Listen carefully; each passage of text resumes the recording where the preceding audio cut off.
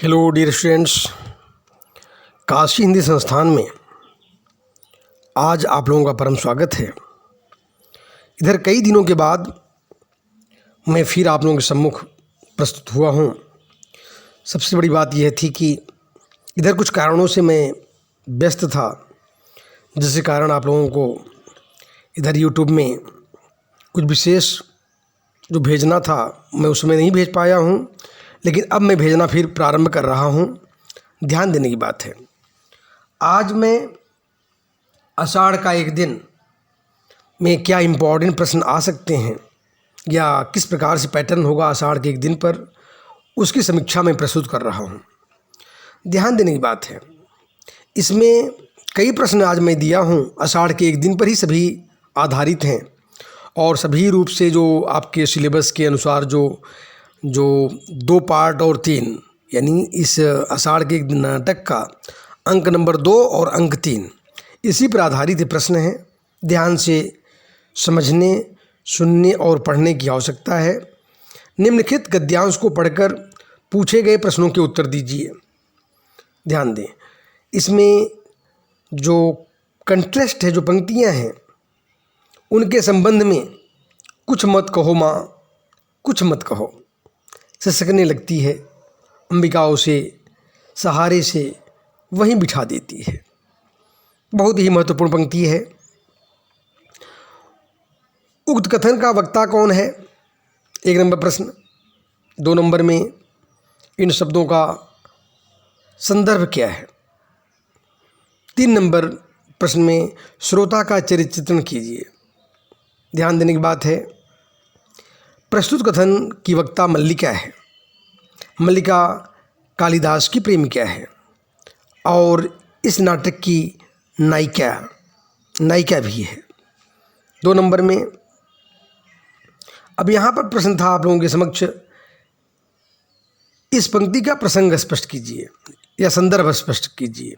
संदर्भ में आषाढ़ का एक दिन एक त्रिखंडीय नाटक है जिसमें महाकवि कालिदास के कल्पित जीवन चरित्र को आधार बनाया गया है।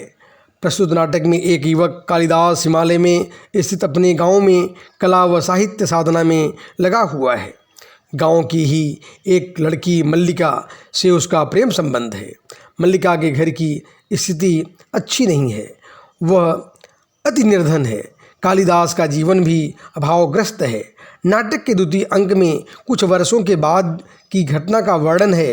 कमरा वही है, लेकिन उसकी स्थिति जर्जर हो चुकी है। जगह जगह से उसकी तिपाइयाँ उखड़ गई हैं। यानी कहने का मूल शाब्दिक आशय है कि विशेष रूप से यहाँ वक्तिका मल्लिका यह स्पष्ट करती है, विशेष रूप से अपने वहाँ पर जो उनकी माँ अंबिका बैठी रहती है, कहती माँ उसके संबंध में मत कुछ कहो। जब प्रेम होता है, जब कोई नायिका किसी नायक विशेष से प्रेम करती है तो इसी तरह की अंतरंग भावना वह निकलती है, जो कि आज यहाँ पर मल्लिका के हृदय में कालिदास के प्रति विराजमान है। अब श्रोता का चरित्र चित्रण कीजिए। यहाँ श्रोता कौन है, आप लोग इस बात को स्पष्ट कर लें। श्रोता यहाँ पर अंबिका है, जो कि मल्लिका की माँ है। ध्यान देने की बात है, यहाँ पर अगर पूरे नाटक का गहन अवलोकन करें, हम अध्ययन करें, तो कई महत्वपूर्ण पॉइंट हैं जो उभर कर सामने आते हैं। यहाँ पर कुछ खास क्योंकि 4 नंबर का है, इसलिए 4 नंबर के संदर्भ में मैंने आप लोगों के समक्ष 4 पॉइंट का उल्लेख किया हूँ। कुशल माँ, पुत्री के भविष्य को लेकर संस्कृत, कर्म में विश्वास रखने वाली, दूरदर्शी नारी। तो ध्यान दें, मातृत्व भावना से ओतप्रोत है कुशल माँ है। जैसे हर माताएं होती हैं, बच्चों के भविष्य को लेकर, उनके लालन पालन को लेकर चौकन्नी और सावधान रहती हैं, उसी प्रकार से एक माँ की भांति जो अंबिका है, अंबिका के नाम में ही गुणवत्ता विद्यमान है। अंबिका, जिसमें अम्बा जैसी गुण, अंबिका पर्यायवाची ही है माँ का, यानी आदर्श मातृत्व भावना से जो ओतप्रोत है। और माँ दुर्गा का भी एक शाब्दिक नाम है, तो यहाँ पर हम देख सकते हैं तो वही गुण वाकई अंबिका में भी विराजमान है। वह अपनी मल्लिका के लिए, अपनी पुत्री के लिए सब कुछ करना चाहती है। समय पर विवाह हो जाए और अपने ससुराल में पहुंच जाए, जो हर माँ की इच्छा होती है, कामना होती है। आज उसकी भी वही सोच है और वह पूरा काम मेहनत खुद कर लेती है, लेकिन अपने बच्ची को दुख नहीं देना चाहती है। इस तरह से आदर्श माँ की गुणवत्ता से ओतप्रोत है। दूसरा महत्वपूर्ण पॉइंट यहाँ पर हम यह देखेंगे, पुत्री के भविष्य को लेकर संस्कृत, यानी जब वह उसकी पुत्री मल्लिका जो है वह कालिदास से प्रेम करती है तो वहाँ समझाती, जैसे हर माताएं समझाती हैं कि ये प्रेम वगैरह के चक्कर मत पड़ो, और तुम यानी उसकी शादी के लिए, विवाह के लिए भी आदमी को भेज देती है शादी तय कराने के लिए कि उसके भविष्य में क्या होगा, कैसा वर मिलेगा। ये तमाम चीज़ों को लेकर शंकायमान है। कर्म में विश्वास करने वाली बहुत परिश्रमी नारी है यह, केवल कर्म में विश्वास करती है, दिन रात कुछ न कुछ करती रहती है। यहाँ तक कि जब वह भीग करके आती है या उसके बाद भी हम देखते यही है कि जब तक वह इसमें, उसकी भूमिका यहाँ पर है, कुछ न कुछ करती रहती। कभी धान पटकती है तो कभी चावल को मटकी में डालती है, कभी घर की सफाई करती है। तो जो एक आदर्श नारी को जो करना चाहिए, कर्मशील नारी, संघर्षशील नारी, वह सब कुछ गुण उसमें विराजमान है। कर्म में विश्वास करने वाली नारी है। और चौथी बात, दूरदर्शी नारी है। वो जानती है क्या होने वाला है, क्योंकि अनुभव का, भले ही आजकल के बच्चे यानी माता पिता की भावनाओं को न समझें कि माँ हमारी या पिता हमारे बारे में गलत सोचते हैं, गलत उनका निर्णय रहता है, लेकिन हर समय माँ माँ होती है। माता पिता से बढ़कर शुभचिंतक इस संसार में कोई और हो ही नहीं सकता। तो यहाँ पर भी वही बात है, वह बहुत दूरदर्शी है, जानती है कि उसका जीवन, मल्लिका का जीवन अगर वैवाहिक दाम्पत्य जीवन में बध जाती है, अपने ससुराल पहुंच जाती है, शायद उसका जीवन सार्थक हो जाएगा। क्योंकि वहाँ तक भी वो आकलन कर लेती है कि कालिदास स्वार्थी है, महत्वाकांक्षी है। ये बात मल्लिका से उसने कही भी थी। मल्लिका को उस समय बुरा भी लगा था, लेकिन कहीं न कहीं नाटक के अंत में अगर जाते जाते अगर हम देखें तो कहीं कहीं इस बात का यानी जो स्वरूप है वो हमें मिल जाता है। तो वाकई दूरदर्शी नारी के रूप में उसको यहाँ दिखलाया गया है। इस तरह से उसका जीवन जो है बहुत ही संघर्षशील और महत्वपूर्ण है। अब मैं दूसरे प्रश्न की ओर आ रहा हूँ, ध्यान दें। निम्नलिखित गद्यांश को पढ़कर पूछे गए प्रश्नों के उत्तर दीजिए। उनके प्रसंग में मेरी बात कहीं नहीं आती। मैं अनेकानेक साधारण व्यक्तियों में से हूँ। वे साधारण हैं, उन्हें जीवन में असाधारण का ही साथ चाहिए था। प्रस्तुत गद्यांश किस नाटक से उद्धृत है? इसके लेखक कौन हैं? इस कथन के वक्ता एवं श्रोता कौन हैं? इसके प्रसंग को स्पष्ट कीजिए। तीसरा, वक्ता का चरित्रण कीजिए। ध्यान देने की बात है। पहले प्रश्न का उत्तर, प्रस्तुत पंक्तियाँ बहुमुखी प्रतिभा संपन्न नाटक लेखक व उपन्यासकार मोहन राकेश द्वारा लिखित आषाढ़ का एक दिन के द्वितीय खंड से अवतरित है। 2 नंबर प्रश्न का उत्तर, ध्यान दें। इस कथन के वक्ता एवं श्रोता कौन है? इसके प्रसंग को स्पष्ट कीजिए। इस कथन के वक्ता मल्लिका है, श्रोता निक्षेप है। उज्जैनी में कालिदास की धाक जम चुकी है, उसकी प्रसिद्धि दूर दूर तक फैल चुकी है। मल्लिका गांव में एकाकी जीवन व्यतीत कर रही है। गांव का एक व्यक्ति निक्षेप आकर अंबिका व मल्लिका से मिलता है। वह दुख प्रकट करता है कि उसी ने कालिदास को उज्जैनी भिजवाने के लिए जोर दिया था। उसे आशा नहीं थी कि कालिदास मल्लिका को और अपने गांव को भूल जाएंगे। निक्षेप मल्लिका को कालिदास के बारे में बताते हुए कहता है कि उसने गुप्त वंश की राजदूहिता से विवाह कर लिया है, जबकि यहाँ रहते उसने आजीवन विवाह न करने की बात की थी। ध्यान देने की बात है, यहाँ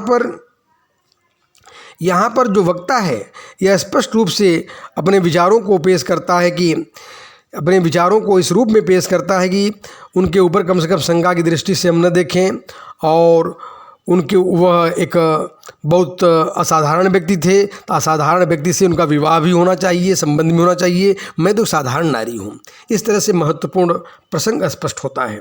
3 नंबर में वक्ता का चरित्र चित्रण कीजिए। यहाँ पर ध्यान देने की बात है, वक्ता के संदर्भ में जब आप लोग जानते हैं वक्ता इस नाटक की नायिका मल्लिका है। मल्लिका के चरित्र के प्रमुख विशेषताएं निम्नलिखित हैं।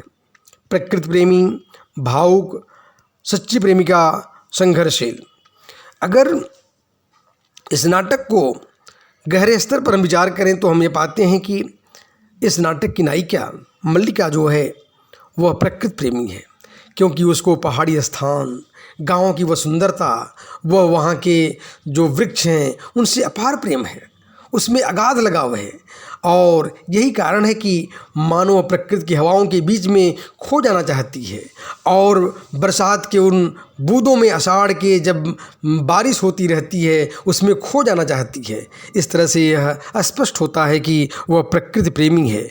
भावुक, उसमें भावुकता कूट कूट भरी पड़ी है। वह कभी भी किसी का नुकसान नहीं देखना चाहती है। उसके भावुकता का ही परिणाम है कि वह एक हिरण शावक, जब छोटा सा यानी बच्चा हिरण का, वह जब घायल हो जाता है और ऐसी दशा में उसे हर संभव प्रयास करती है बचाने के लिए, और उसके जो वध करने वाला जब वहाँ पहुँच जाता है तो वहाँ पर भी उसको, उस बच्चे को, हिरण शावक को बचाने का हर संभव प्रयास करती है।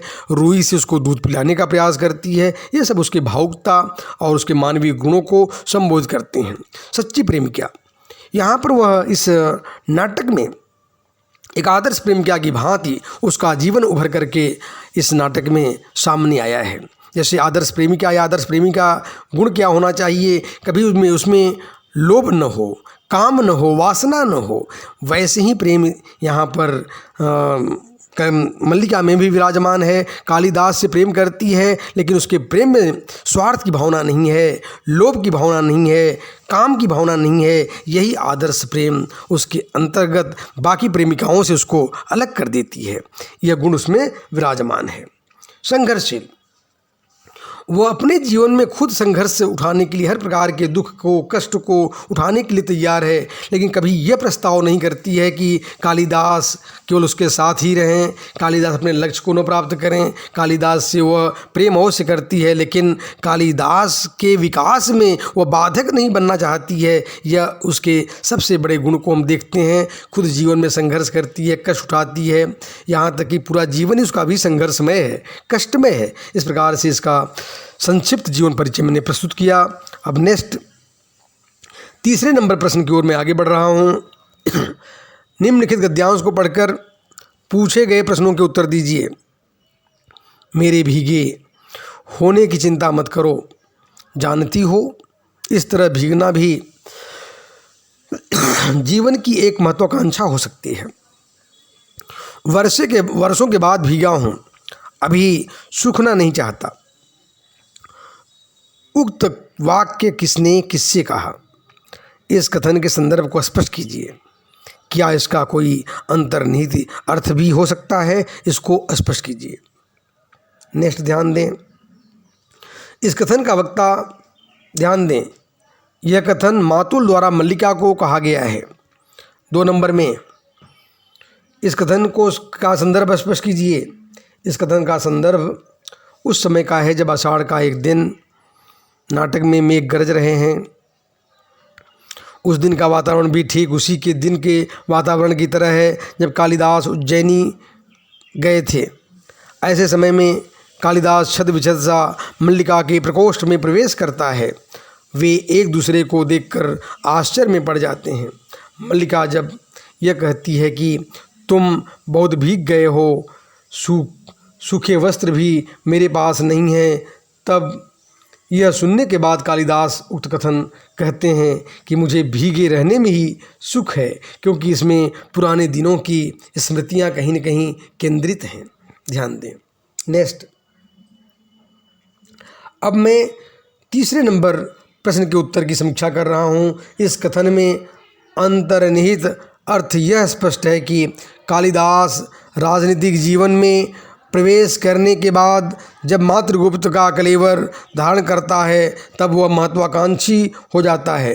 कालिदास के अनुसार उसका यह जीवन अभावपूर्ण जीवन की एक स्वाभाविक प्रतिक्रिया थी। उसके मन में प्रतिशोध लेने की भावना थी। वह स्वयं को उस वातावरण में ढालने का प्रयास करता है और असफल रहता है। कालिदास की सृजनात्मकता अपने जन्म प्रदेश के वातावरण में पल्लवित हुई थी।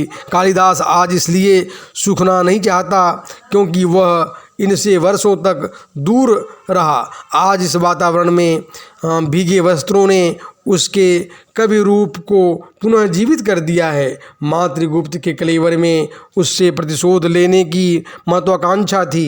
आज वर्षों में भीगना भी एक महत्वाकांक्षा हो सकती है। कालिदास के अनुसार यहाँ की एक एक वस्तु में जो आत्मीयता थी वह यहाँ से जाकर उसे कहीं नहीं मिली। उसे वहाँ की एक एक वस्तु के रूप में आकर आकार का स्मरण है। आज भी कालिदास को जाने का दिन जैसे का तैसा अंकित है। आज उसका भीगा शरीर उसके उस अतीत से जुड़ा है, उसे अतीत से प्रेम है, अतः वह भीगा रहकर अपने अतीत से जुड़ा रहना चाहता है। उक्त कथन में यही अर्थ अंतर्निहित है, अर्थात आदर्श प्रेम की परिकल्पना को वह कालिदास भूलना नहीं चाहता है। अब चौथे नंबर प्रश्न की ओर मैं आगे बढ़ रहा हूँ। निम्नलिखित गद्यांश को पढ़कर पूछे गए प्रश्नों के उत्तर दीजिए। आश्चर्य, मुझे विश्वास ही नहीं हो रहा है कि तुम हो और मैं जो तुम्हें देख रही हूँ वास्तव में मैं ही हूँ। उक्त वाक्य किसने किससे कहा? इस कथन के संदर्भ को स्पष्ट कीजिए। इस तरह की बात व्यक्ति कब करता है, उसका अर्थ क्या होता है? ध्यान देने की बात है, यह कथन कालिदास द्वारा मल्लिका को कहा गया है। इस कथन का संदर्भ उस समय का है जब आषाढ़ का एक दिन है और मेघ गरज रहे हैं। आज का वातावरण भी ठीक उसी दिन के वातावरण की तरह है जब कालिदास उज्जैनी गए हुए थे। ऐसे समय में कालिदास छत बिछत सा मल्लिका के प्रकोष्ठ में प्रवेश करते हैं। एक दूसरे को देखकर आश्चर्य पड़ जाते हैं। ध्यान देने की बात है।